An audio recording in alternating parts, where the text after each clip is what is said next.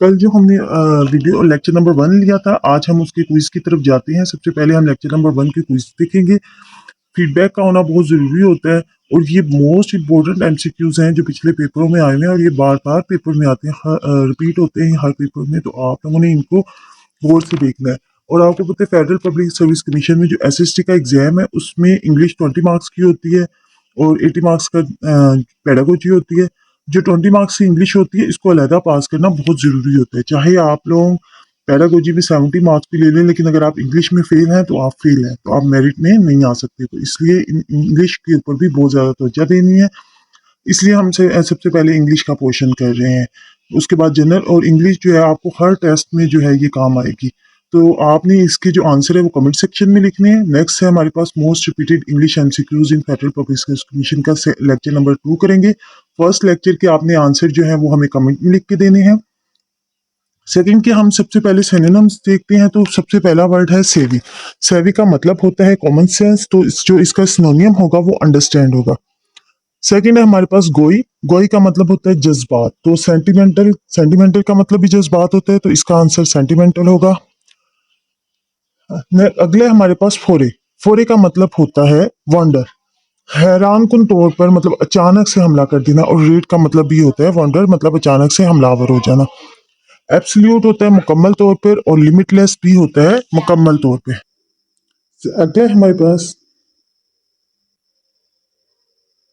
ग्लिट्सी। ग्लिट्सी का मतलब होता है ग्लैमरस। ग्लिट्सी कहते हैं हम लोग को नया जमाने को, चमकदार को, तो ग्लैमरस जो होता है वो इसका सिनोनिम होगा, वो हमारे पास ग्लैमरस होगा।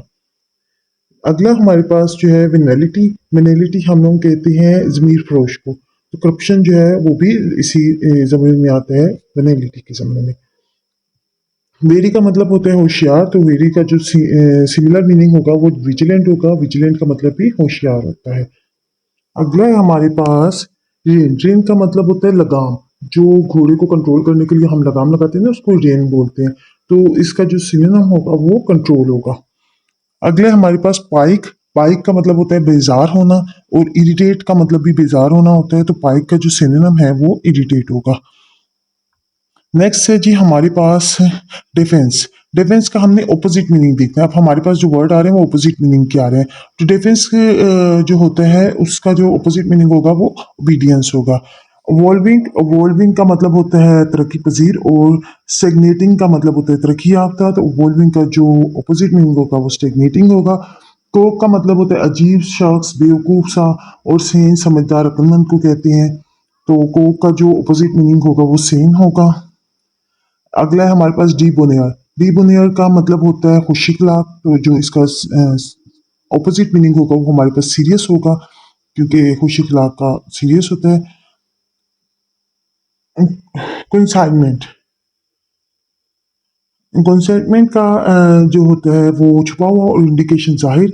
कैलस। कैलस का जो ऑपोजिट मीनिंग होता है वो कैपेबल होता है। कैलस जो होता है नाकाबिल और कैपेबल काबिल को कहते हैं हम लोग। अगला है हमारे पास सब्जुगेट। सब्जुगेट का मतलब होता है, सब्जुगेट का जो ऑपोजिट है वो लिब्रिकेट है, क्योंकि सब्जुगेट महकूम को कहते हैं और लिब्रेट हमारे पास हाकिम होता है। फिलिसिटी। फिलिसिटी हैप्पीनेस को कहते हैं और अनहैप्पीनेस जो है इसका ऑपोजिट मीनिंग जो है हमारे पास वो अनहैप्पीनेस होगा। तो थैंक्स फॉर वाचिंग। मज़ीद एजुकेशन के लिए भी आप हमारे साथ जुड़े रहिए। इंशाल्लाह हम अपनी सीरीज़ में टेस्ट की पूरी प्रिपरेशन करेंगे, सिर्फ इसकी नहीं हर टेस्ट की प्रिपरेशन करेंगे।